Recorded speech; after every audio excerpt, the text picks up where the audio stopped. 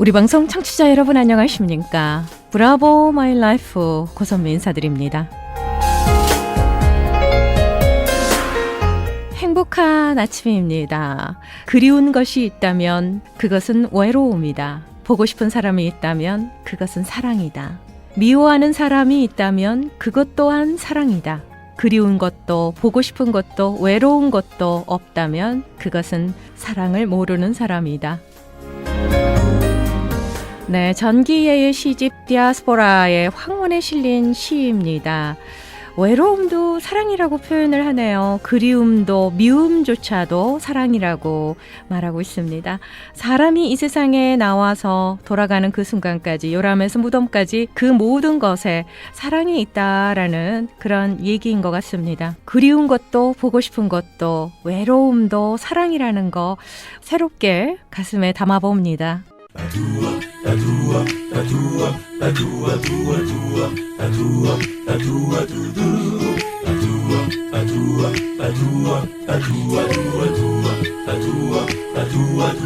브라보 마이 라이프 함께하고 계십니다. 이 시간은 서울 메디컬 그룹 단독 제공입니다. 자, 매주 토요일마다 함께해주고 계십니다. 서울 메디컬 그룹의 재정이사이자 내과 전문의시죠. 한경모 박사님 자리해 주셨습니다. 인사드릴게요. 안녕하세요. 네, 반갑습니다. 네네. 한 주간 동안 안녕하셨죠? 그럼요. 네, 잘 지냈습니다. 네. 참 시니어 여러분들께서 요즘에 이제 코로나19 때문에 외출도 못 하시고 너무나도 힘겨운 시간들을 보내고 계시는 것 같더라고요. 네, 지금 우리가 뭐 부분적으로 다시 또 봉쇄에 들어가지 않았습니까? 네네. 네, 필수적인 거 빼놓고는 그냥 집에서 머물러라. 네. 네, 그래서 저희 클리닉 같은 경우도 좀 더 환자를 적게 보고 네네. 전화로 많이 컨설트를 하려고 노력을 시작했어요. 이제는 다시. 아하. 네, 그리고 조지 워싱턴대 라이너 박사라는 분이 이런 말을 했더라고요. 그러니까 오늘 하루하루가 네. 2001년 그 9/11 때와 같다. 어허. 그러니까 9/11이라면 다 아시겠지만 뉴욕을 강타했던 그렇죠. 최악의 그런 테러죠. 사건이었지 않습니까? 예예예. 예, 그게 이제 뉴욕에 있는 분이 이런 말 하니까 좀 이렇게 실감이 나는 거예요. 그게 무슨 얘기냐면 그 당시에 대충 한 3,000명 가까운 분이 하루아침에 사망을 했지 않습니까? 그 당시에. 맞습니다. 근데 이제 그분 한 얘기가 이제 곧 하루 사망자가 3,000명이 이를 거라는 거예요. 아휴. 예. 어떻게 하면 좋아요. 그렇게 되기 때문에 하루하루 사망 숫자가 같다는 의미도 있지만 또 한 가지는 제가 느끼기에는 네. 그 당시에도 많은 소방관이라든가 많은 사람들이 앞에서 사건을 두고 그냥 그 회복하느냐고 많은 노력을 했지 않습니까? 네네. 그야말로 싸웠죠. 뭐 그냥 죽음과 싸운다시피 했는데 마찬가지로 오늘 뉴욕 같은 지역에서도 그 큰 병 응급실이라든가 이런 데서 간호사들, 의사들이 네. 그걸 이 상태를 갖다가 하느냐고 너무나 고생들하고 막 하는 것이 마치 9/11과 비슷하다. 그런 느낌으로도 말씀한 것 같더라고요. 네네. 그래서 이제 통계를 보면 간단히 뭐 한 지금 미국에 1,500만 명이 지금 걸렸고 벌써 그동안에. 네. 그리고 그동안에 28만 명이 사망을 했고. 아이고. 네. 그리고 하루 확진자가 뭐 15만 이렇게 또 나오고. 네네네. 그다음에는 이제 1,645명이 하루에 사망하고 그랬는데 이번 주에. 하지만 이제 곧 이게 3,000명이 매일 사망할 때가 올 수 있다는 거죠. 그래서 무서운 속도로 네, 번지고 있습니다. 추수감사절 이후로 또 연말 시즌이 되면서 네. 우리가 진짜 스테이앳홈으로 꼼짝 못하고 있잖아요. 여행도 못 가죠. 그렇습니다. 뭐 식당에서 식사도 못하죠. 한 거 다 나는데도 이렇게 환자 수가 점점 늘어나고 예. 확산이 되니까 이거 어떻게 해야 될지 모르겠더라고요. 예, 그래서 뭐 그냥 기초로 돌아가야죠. 그리고 무엇보다도 나는 걸리지 말아야 돼요. 네. 각자가 알아서. 맞습니다. 그러니까 기본적으로 우리가 소셜 디스턴싱, 그다음에 마스크를 쓰고 손 잘 네. 많이 닦고 많이 모이지 않고 이런 모든 조치에 다 협조해 나갈 뿐만 아니라 네네. 그리고 다시 한번 한 가지 말하는 것은 우리 차민영 서울 메디컬 그룹 회장이 그동안 캠페인을 벌여왔는데 네네. 저희는 믿어요. 메인 미디어에서는 그걸 반대하고 좀 무시하는 것 같지만 하이드록시 클로로킨이라는 그 약이 진짜 일찍만 쓰면 네. 아주 게임 체인저 그런 약이에요. 저도 한 토탈 아직까지 한 30명 정도의 분에게 그 약을 처방을 해서 효과를 대부분에 봤어요. 그렇군요. 그러니까 안 쓸 이유가 없어. 그러니까 그렇게 조심하다가 내가 걸리면 그때는 서울 메디컬 그룹의 주치의들은 대부분 처방하니까 하여튼 주치의분과 상의하셔서 어허. 바로 그 약을 그러니까 48시간 안에 쓰면 또 효과가 있다니까 빨리 그 약을 닷새만 쓰면 되는 약입니다. 네네. 그리고 부작용은 거의 없어요. 그 부작용을 과장해서 이렇게 말하고 그랬지만 부작용은 거의 없고 네. 효과는 일찍만 쓰면 굉장히 좋습니다. 그래서 이 약을 쓰는 거를 꼭 알아두시고 네네. 예, 그다음에는 이제 우리가 앞으로 한 6개월 가까이 있어야 많은 사람들이 예방주사를 맞겠지만 이미 시작을 곧 할 건데 결국 예방주사를 맞게 되면 이제 전체 문제가 해결되겠죠. 그때까지는 우리가 각자 기본을 지키고 조심하면서 네네. 혹시라도 내가 걸리면 하이드록시콘을 쓰자. 아하. 예, 그리고 각자가 주변에도 좀 알려야겠습니다. 네네. 네. 그래서 필요한 분들은 알려서 전화로 컨설트를 해서 처방을 할 수가 있으니까 네네. 예, 그렇게 하는 것이 알고 계시는 것이 좋다고 생각합니다. 아, 고맙습니다. 안 그래도 하이드록신 클로로킨에 대해서 좀 궁금했었거든요. 예. 아, 근데 이제 좀 내가 좀 그렇죠. 코로나 걸린 거 아니야? 뭐 이런 좀 의심이 들면 열이 난다거나 기침을 좀 한다거나 예, 이런 뭐 증상일 때 몸살이 난다든가 하여튼 좀 의심스러운 증상이 있을 적에는 네?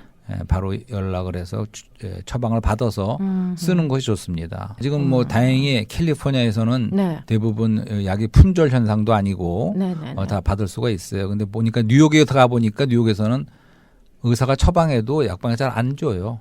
네, 그런 정치적인 그런 문제가 좀 있습니다. 그렇군요. 차민영 회장님을 위시해서 이 문제에 우리가 다 동의하고 같이 그 캠페인을 벌여왔기 때문에 네. 우리 전체 한국 사람들을 위해서라도 이걸 쓰는 게 중요하다. 그러니까 전체 흐름에 반대되게끔 이렇게 우리가 그동안 캠페인을 해왔기 때문에 우리는 그걸 믿기 때문에 중요한 것은 우리 각 사람의 건강과 안녕이라고 보기 때문에 우리는 그런 소신을 가지고 이런 약을 처방한다는 거죠. 대부분의 서울 메디컬 그룹 외에 있는 닥터들을 주치의들은 하고 있다고 믿습니다. 아, 그렇군요. 예, 그래도 얼마나 다행인지 모르겠습니다. 네. 이렇게 하이드록신 클로로킨의 도움을 받을 수 있다고 하니까요. 48시간 내에 처방을 받으면 그렇습니다. 효과를 보실 수 있다고 합니다. 예. 참고하시기 바랍니다. 예. 예. 오케이. 그래서 오늘은 또 우리가 4차 산업혁명이라는 걸 한번 얘기해 보려고 제가 좀 준비를 해봤는데 자, 지금 우리가 이 코로나 사태를 거치고 있는 2020년이죠, 올해가. 그렇죠. 좀 어느 때인가 그런 걸 좀 생각해 볼 적에 우리가 지난 한 40년 가까이 세계화라는 그런 우리 흐름 속에 있어 왔어요. 네. 처음에는 40년 전에는 세계화라는 게 신문에 나고 할 적에 이게 뭔가 그런 적도 있었지만 이제는 저희가 완전히 진입했어요. 그리고 이제는 세계화는 물론 돼 있었고 이제는 4차 산업혁명이라는 그러한 또 테크놀로지 놀라운 고도의 빠른 변화 속으로 좀 진입하려는 때가 아닌가 그런 느낌이 있어요. 네네네. 예, 그래서 근데 그것이 그런 바로 중간에 지금 코로나 사태가 온 거라고 봐요. 네, 그렇기 때문에 맞습니다. 코로나 사태를 통해서 오히려 빨리 4차 산업혁명도 오히려 촉진되는 경향도 있어요. 한 가지 예를 들어서 줌이라는 거가 뭔지도 몰랐어요. 몇 달 전에 저는. 네네. 대부분 사람들이 그랬을 거예요. 줌이라는 게. 근데 지금은 직접 못 만나니까 교회 온라인 집회라든가 강의로. 많은 그렇죠. 회의 같은 거를 네. 줌으로 하고 있습니다. 네. 그리고 직접 비대면이라서 재택근무도 하고 막 그러지 않습니까? 그러니까 그런 테크놀로지를 이제는 싫으나 좋으나 빨리 쓰고 빨리 배워서 쓸 수밖에 없는 촉진되는 그런 경향도 있었다는 거죠. 네네네. 네. 그래서 그렇다면 좀 설명이 필요할 것 같아요. 1차 산업혁명은 무엇이고 2차는 무엇이며 3차는 무엇이었나. 네. 그러니까 1차 산업혁명이라는 거는 쉽게 말하면 그 영국에 우리 어렸을 때 배웠는데 제임스 와츠라는 분이 증기 기관차를 처음으로 발명했어요. 한 증기 200년 전 기관차까지. 얘기인지. 네. 과거로 쭉 여행을 해야겠네요. 그렇습니다. 그러니까 그 전까지는 사람이 농사를 예. 져도 뭐 소나 말을 끌고선 달구지로 이렇게 농사 짓고 다 그러던 그쵸. 살아왔는데 네네. 처음으로 증기 기관차가 나오면서 증기 기차가 나오고 그러면서 이제 어떤 동력을 이용한 것이 시작된 것이 바로 1차 산업혁명이라고 봐요. 네네. 그럼 2차 산업혁명은 첫째는 전기의 발명이죠. 네. 에디슨을 통한. 네. 그 다음에는 이제 헨리 포드의 그 포드 자동차 회사에서 자동 벨트 시스템 그것을 하면서 이제 대량 생산을 해낼 수 있는 이제 그런 시스템이 갖춰졌죠. 네, 그것이 2차 산업혁명을 가져왔다고 봐요. 네. 그러니까 둘 다 우리 인간의 생존을 위해서 물질을 위해서 많은 그 풍요와 그런 발달을 가져왔다고 볼 수가 있죠. 네. 먹고 사는 문제부터 비롯해 많은 병원에 도움을 줬어요. 그리고 한 가지 이제 그 전기에 대해서 기억나는 거는 우리 어렸을 적만 해도 서울도 그 시골은 말할 것도 없고 굉장히 어두웠어요, 사실은. 그렇죠. 시골에 가면 깜깜해서 밤이 되면 깜깜해지고 그랬어요. 예. 전국 시골은 말할 것도 없고 서울도 그랬습니다. 근데 그때는 그렇게 귀신 얘기가 많았어요. 그래서 왜 그랬을까요? 아니, 그러니까 어두운 거는 귀신이 있죠. 저는 그래서 아주 어렸을 적에 그 귀신 공포증이 좀 있었어요. 그래서 화장실 갈 때 꼭 동생 데리고 와가 밤에는. 네. 근데 이제 빛이 들어오고 그러니까 환해지니까 이제 네. 그 귀신 도깨비 얘기가 다 없어졌어요, 요새는. 네. 그렇죠. 그렇게 많이 전기가 변화를 가져왔죠. 아하. 그러면 3차 산업혁명은 무엇인가? 그것은 이제 한 40년 전부터라고 할까? 이제 그것은 컴퓨터와 인터넷. 네. 네, 그런 것이 오면서 우리가 완전히 지금 쓰고 있지 않습니까? 예. 예, 그것은 또한 우리가 이제 서로가 사람과 사람 사이라든가 사이와 사이 연결을 시켜주는 연결 욕구를 좀 치워줬다고 봐요. 네. 네. 그리고 이거는 지금 말했지만 3차 산업혁명은 세계화와 맞물려서 생긴 것 같아요. 그래서 세계가 하나가 됐죠. 네네. 그리고 이거는 또 자본주의 아주 발달, 그렇죠. 거기서 함께한 거라고 봐요. 그러다가 이제 는 그것도 모자라서 이제는 빠른 속도로. 네. 그렇지만 3차 산업혁명이 약간 세계화가 40년에 걸쳐서 진행됐다 그랬는데 이제 4차 산업혁명은 이제 시작되면 불과 5년 10년 안에 엄청난 변화가 올 거라는 거예요. 굉장히 빠른 속도로 지금 오고 그것이 있죠. 우리가 문제지요. 네. 그래서 우리 오래전에 저도 백 투 더 퓨처라는 영화를 본 적이 있어요. 예. 그 기억나세요? 예, 기억납니다. 네, 재밌게 봤는데 거기 보면 막 처음에 막 날아다니기도 하고 네. 막 그런 거. 그러니까 그 당시 벌써 한 30년 전 영화인가 같은 그 미래를 생각하고 만든 영화인데 네. 그중에 많은 것이 이미 이루어졌다는 거예요, 지금. 맞습니다. 예. 항상 영화가 앞서가잖아요. 앞서가지고. 네네. 근데 이제 4차 산업이 들어가게 되면 예. 들은 얘기로도 드론이라든가 이런 걸 통해서 이제 우리가 정말 차 타고 다니는 게 아니라 비행기 타고 드론 타고 그렇죠. 날아다니면서 네. 다니는 그런 시대가 빠른 시대에 올 수도 있어요. 네, 이제 맞습니다. 그런 변화지요. 그래서 우리가 사실 저는 이런 테크놀로지인가 이런 거에 굉장히 기계치라고 할 수도 있고 컴맹이라고 할 수 있는 사람이에요. 박사님이요? 네, 다 저는 잘하실 것 같은데요. 아니, 되게 못해요. 그래서 하여튼 예. 그 유튜브를 본 지가 한 6개월밖에 안 되고 어머나. 스마트폰도 제일 늦게 샀어요. 너무 바쁘셔서 그렇겠죠. 아니, 환자 진료하시고 그래요. 그러느라고. 워낙 그런 사람인데 이제 제가 뭐 또 4차 혁명을 얘기하고 있는데. 아주 위로가 되는데요. 네, 박사님이 그럼요. 그렇다고 그러니까 그 하니까. 무슨 얘기냐면 예. 잘 모르고 있다고 생각하는 분도 겁내지 말고 같이 한번 얘기를 나눠보고 그렇죠. 시작해볼 수 배워볼 수 있다는 거예요. 네, 그래서 그런 말씀을 드리는 거고 그럼 4차 산업혁명의 몇 가지 그 특징적인 걸 우선 얘기해 보자고요. 네. 4차 산업혁명이라 그러면 첫 번째 떠오르는 것이 인공지능, AI라고 그러죠. AI. 네. 이제 그거를 좀 먼저 생각해 봐야 돼요. 그러니까 이제 인공지능 그 기계가 그렇게 그냥 사람 지능보다 더 좋다는 거 아닙니까? 그래서 그렇죠. 우리가 얼마나 이세돌인가는 이세돌의 바둑기사 이기고 네. 네, 그런 거 우리가 알잖아요. 난리가 났었죠 그때. 글쎄요. 네, 그런 거 예. 말하는 거예요. 그래서 이제는 네. 이미 앞으로 얘기가 아니에요. 지금 이미 금융이라든가 네. 뭐 법률 세계, 뭐 의학 이런 많은 곳에 벌써 AI가 사용되고 있고 그렇죠. 굉장합니다. 이제 그래서 한 가지 그 닥터 왓슨이라는 거 들어보셨을 거예요. 닥터 왓슨. 네, 이미 뭐 병원에서 닥터 왓슨이 수술도 하고 막 그렇다면서요. 예. 이제 왓슨이 뭐냐면 예를 들어서 예. 뭐 암을 치료하는데 아주 큰 무슨 종합병원에 네. 암 전문의 과장님 어허. 그런 사람이 어떤 진단을 해서 이런 치료를 권유하는 것보다 네네. 이제 사람들이 벌써 뭐 닥터 왓슨 그러니까 AI가 벌써 그 많은 데이터를 다 종합해서 네. 그런 암에는 이런 시기에는 어떤 치료가 좋습니다가 내는 걸 더 믿는다는 거예요. 정확하게 하니까. 예, 정확하니까요. 그러니까 컴퓨터. 그게 인공지능에 의한 예, 그런 예. 많은 예지요. 그래서 뭐 내과도 아마도 그 닥터 왓슨이 대체할 부분이 많은 것 중에 하나는 모르겠어요. 저도 이제 굉장히 많다고 하더라고요. 현재. 앞으로 제 일자리도 없이 금세 뺏길지도 몰라요. 아, 네, 그런 그게 예. 인공지능이고 네네. 두 번째로는 로봇 산업을 또 생각해 볼 수가 있어요. 로봇 산업. 네, 그것도 아하. 우리가 벌써 많이 있죠. 저희 집에 얼마 전에 네. 그 청소하는 게 들어왔어요. 청소기가. 네, 청소기. 한 1년 됐나? 인공 청소기. 예. 예. 그것도 2대예요. 오. 하나는 그냥 먼지만 빨고 하나는 물룩이 나오면서 물청소. 하는 물청소까지 해요. 그래서 이름도 있어요. 뭐라 그러더라. 룰란가 뭐. 예. 걔네들이 어떻습니까? 깨끗하게 막 잘하나요? 소리가 나서 그렇지 막 돌아다니면서 청소를 하고 나중에는 알아서 지가 처음에 시작했던 그 스테이션에 딱 와서 쓰는 거예요.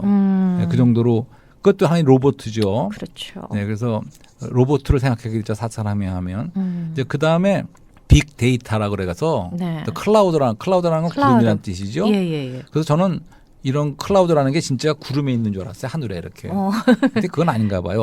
어느 장소에 아주 슈퍼 컴퓨터가 네. 그런 많은 클라우드에 정보들, 많이 저장하는 많은 정보를 그러니까 저장이죠. 예, 저장하는 것이 이제 클라우드 이것도 다 4차원에 관계된 거죠. 네. 그다음에 또 한 가지 뭐 요새 5G다 뭐 해갖고 초고속 연결. 그러니까 무슨 얘기냐면 이제 그런 모든 데이터들과 이런 것들이 네. 초스피드로 연결이 된다는 거예요. 그렇죠. 아주 빠른 속도, 점점 빠르게. 5G가 네네네. 끝이 아니고 계속 나오나 봐요. 새로운 게.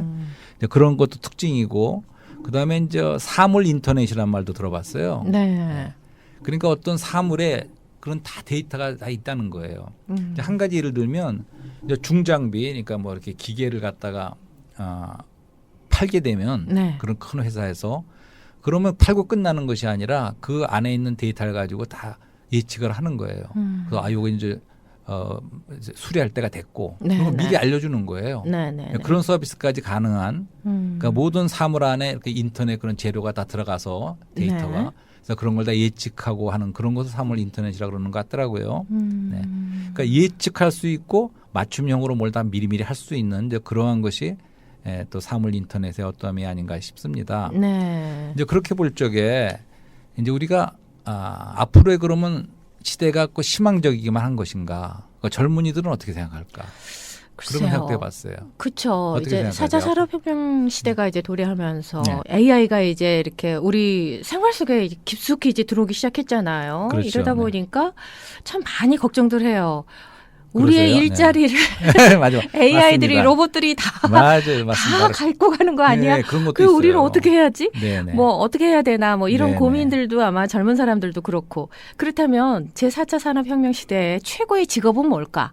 이런 그런- 고민들도 젊은 예, 사람들은 맞습니다. 많이 하는 것 같아요. 그리고 부모들도 많이 이제 예, 공부도 그렇습니다. 하고 그런 걸로 알고 그러니까 있습니다. 만약에 좀 좋은 직업이 있다면 또 우리 재교육도 필요할 수 있는 거예요, 그죠?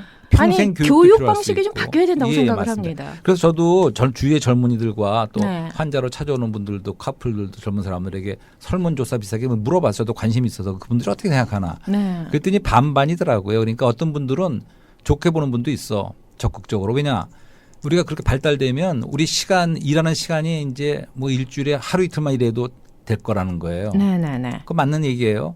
그러면 우리가 다 하고 싶은 걸 더 할 수 있는 좋은 점이 있을 거다. 이렇게 생각하는 반응도 있었어요. 네네. 하지만 또 나머지 반은 대부분 좀 두려워하는 막연하게 이게 오히려 우리에게 지금 말한 것도 일자리를 뺏긴다든가 네네. 그런 또 걱정하는 분도 있어요. 그러니까 이 문명의 발달에도 빛과 그림자가 있다는 거죠. 정말 그렇네요. 네, 이것도 명암이 교차하는 그런 게 네, 있어요. 맞습니다. 그래서 우선 4차 산업혁명을 조금 더 이렇게 개념적으로 한번 그냥 정리를 한번 하고 지나가고 싶어요. 그러니까 그럼 4차 산업이 무엇인가? 네. 예. 뭘까요? 예, 뭐라고 그- 정의를 해주시겠습니까? 글쎄요, 그건 저도 배운 건데 아주 좋은 네. 배운 게 있는데 이게 뭐냐면 그러니까 한마디로 4차 산업혁명은 현실 세계와 가상 세계의 연결과 융합이라는 거예요. 아하. 그러니까 현실 세계는 뭐가 있냐 그러면 시간과 공간과 인간이 있다는 거예요. 시간과 공간 안에 한 사람이 서 있는 거죠. 네네. 근데 그 사람이 이제 현실 세계에 살고 있는데 네네. 이제 가상 세계는 뭐냐? 이게 바로 디지털 세상이라는 그렇죠. 거죠. 네. 온라인이죠. 그러니까 오프라인이 있고 온라인이 있는 거예요. 네. 그러니까 이제 모든 걸 데이터화하는 거예요. 이 현실 세계에 있는 우리 어떠함을 그렇죠. 다 데이터화해서 네. 이제 온라인 가상 세계로 보내는 거예요. 어허. 근데 보내갖고는 클라우드에 저장을 하는 겁니다. 빅데이터죠. 그렇죠.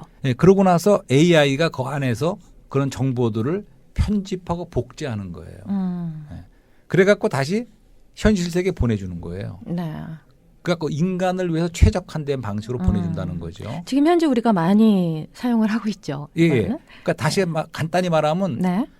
현실 세계와 가상 가상 세계의 세계를? 연결이다. 그리고 인간을 위해서 최적화된 방향으로 활용하는 것이다. 이게 4차 산업혁명이라는 거죠. 어허. 네. 맞습니다. 그러니까 한 가지 그럼 쉽게 이해하기 쉽게 예를 좀 들어보자고요. 네. 우리 내비게이션이라는 게 있지 않습니까? 그렇죠. 구글. 근데 저는 네. 아까도 말했지만 내비게이션 아직 할지도 몰라요. 아. 그거 안 하고 진짜요? 아니 어디 이렇게 네, 그냥 다녀요. 가실 때는 어떻게 해요? 그거 지도를 보고 가요 아직도 미리. 어머나 그 아날로그적인 지도. 예, 그게 저는- 진짜잖아요. 예, 저는 지도 볼 말 줄 몰라요, 잘못했어요. 저는. 아날로그예요. 아니 그게 디지털.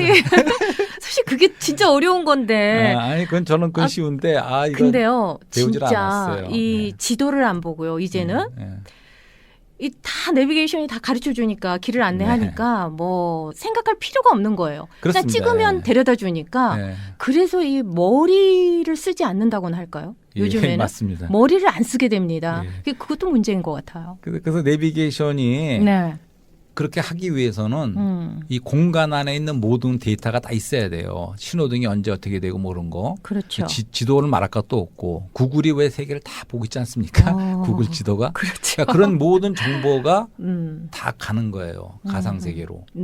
그다음에 이제 그 가상세계 다시 돌려주는 거예요. 그래서 내가 차 타고 가는데 전화가 왔어요. 회장에 언제쯤 도착합니까? 늦어지는 것 같은데 그러면 앞으로 5분에 도착합니다. 그 말해줘요. 내비게이션에서. 그래서 그거를 알려주기 때문에 내가 예상할 수 있고 모든 걸 할 수가 있는 거예요. 그렇죠. 그렇게 됨으로써 그런 말을 들어봤어요. 한국에서 그런 거를 통해서 세이브하는 돈이 5조 원이래요. 5조 원. 와, 진짜 엄청나네요. 그러니까 그렇게 우리가 그 도움을 받을 수가 있는 거예요. 그렇죠. 그것이 한 가지 예고. 그래서 저도 그런 많은 변화에 좀 괘씸하게 생각했어요. 어떤 때는. 왜냐하면 예를 들면 언제부턴가 비행기 티켓도 없어요. 그것도 오래된 얘기죠. 가면 뭐 이렇게 찍어서 다 해야 돼요. 컴퓨터. 뭐 나한테 허가라도 안 받고 나한테 물어본 적도 없는데 그렇게 하라는 거예요. 당한 적도 있어요. 예를 들어서 또 최근에는 또 공항에서 한동안 이렇게 파킹장에서 롱텀을 했는데 나올래니까 사람이 없어 이젠. 그 코로나 때문에도 그렇고 다 이제 기계가 처리하고 하더라고요. 그렇죠. 그리고 한 번은 또 사람은 있는데 캐시를 안 받는데 저는 주로 캐시를 냈었는데 크레딧 카드 없었으면 큰일 날 뻔했어요. 이런 식의 허가도 안 받고 막 변하는 거예요. 세상이.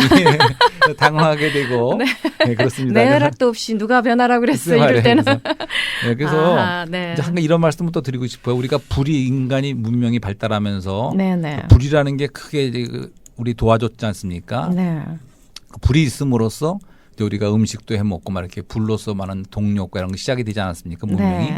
하지만 그 불도 양면이 있다는 거죠. 그러니까 그렇게 문명의 얘기로 쓸 수가 있고 하지만 그것이 불이 우리를 태울 수도 있고 큰 화재를 일으킬 수 있는 거죠. 또 양면성이 있는 거예요. 맞습니다. 근데 이렇게 스마트한 시대가 될수록 아날로그적인 아까도 말씀해 주셨지만 지도를 볼 줄 알아야 돼요. 지도를 보고서 어딘가를 그 목적지를 향해서 갈 줄 알아야 된다고 생각해요. 만약에 응급 상황 때 이 전기가 다 차단이 되고 이게 스마트폰이 안 되고 이게 다 단절이 돼버리면은 아무것도 못 하거든요.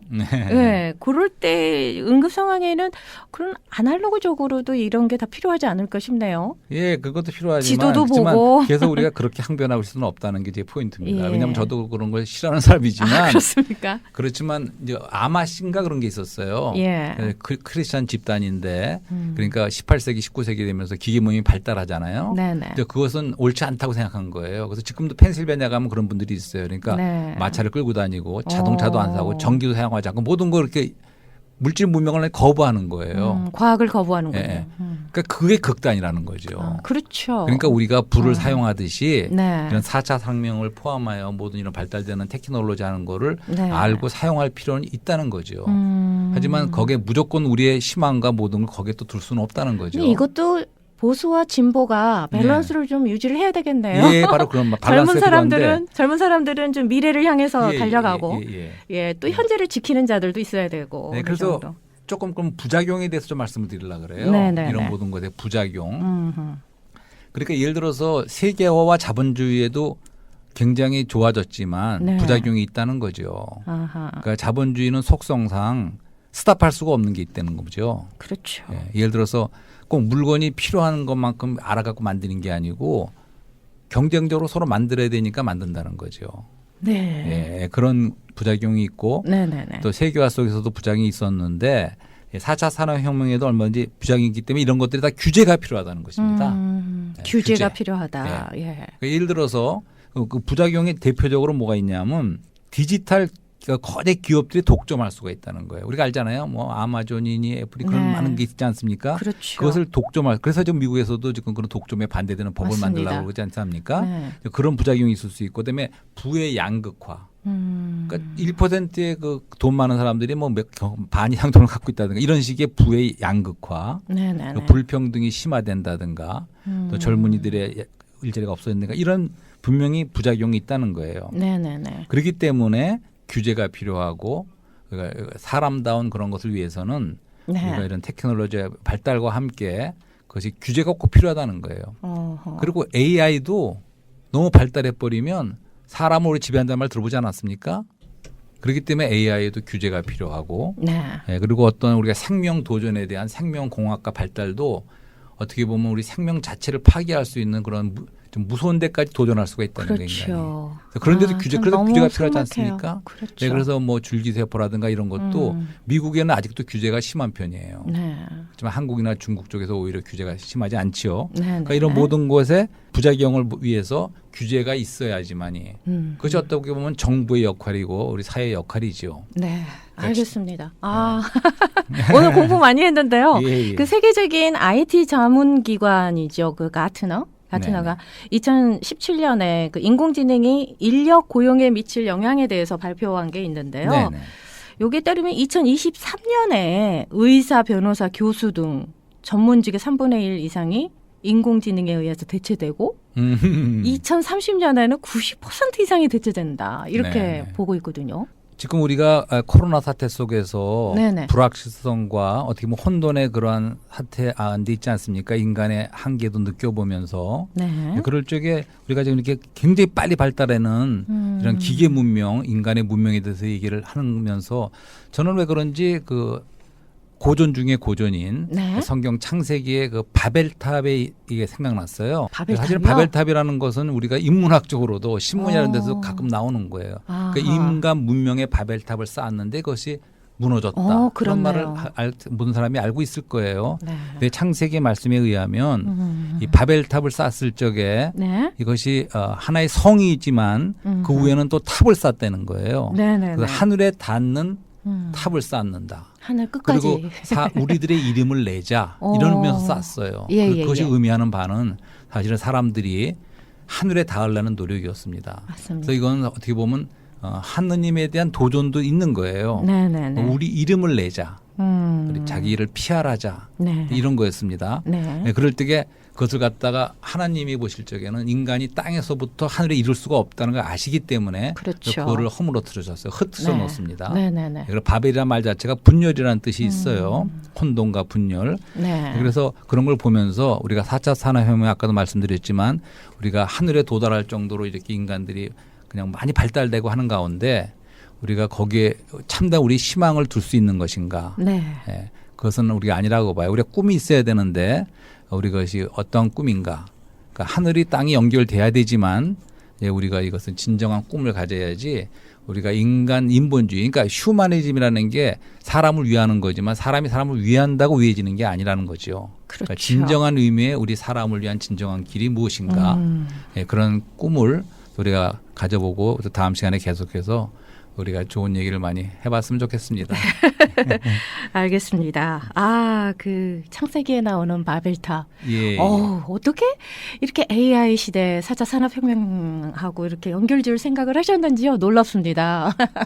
그렇죠. 왜냐하면 정말 하늘에 닿을 정도로 발달됐지만 뭐 인본주의적이고 인간 중심적인 이런 문명의 고대 발달이 하늘에 닿을 것 같고 우리 이름을 내자. 나를 자아를 실현하자. 그렇군요. 자아를 표현하자. 이것이 산업혁명의 어떠함 중에 하나라고 봐요. 지난 시간에도 박사님께서 말씀을 해주셨지만 4차 산업혁명 시대가 이렇게 도래하면서 더 중요한 게 정말 인문학이다라는 생각이 오늘 또 박사님 말씀을 듣고 보니까 그 생각이 나네요. 발달하면 발달할수록 우리가 지켜야 할 사항들. 진리는 역설적입니다. 우리가 이타주의와 이기주의를 말하지 않습니까? 그러니까 남을 위하는 것이 사실은 진정으로 자기를 위하는 길이지 내 이기적으로 나를 위한다고 내가 위해지는 게 아니듯이 인간이 인간 중심으로 인간을 위해서 이름을 내고 하늘에 닿자고 하는 것이 꼭 인간을 위하지 않는 걸 수도 있다는 그런 역설적인 면을 한번 생각해 보자고 말씀을 드려보는 겁니다. 깊이 있는 말씀이시네요. 예. 철학적인 말씀도 오늘도 해주셨습니다. 시간이 너무 많이 지났지만 그래도 예. 유익한 시간이었습니다. 여기서 보내드리겠습니다. 네. 고맙습니다. 네, 감사합니다. 네, 지금까지 서울 메디컬 그룹의 재정이사이자 내과 전문의십니다. 한경모 박사님께서 함께해 주셨습니다. 저는 잠시 후에 돌아옵니다.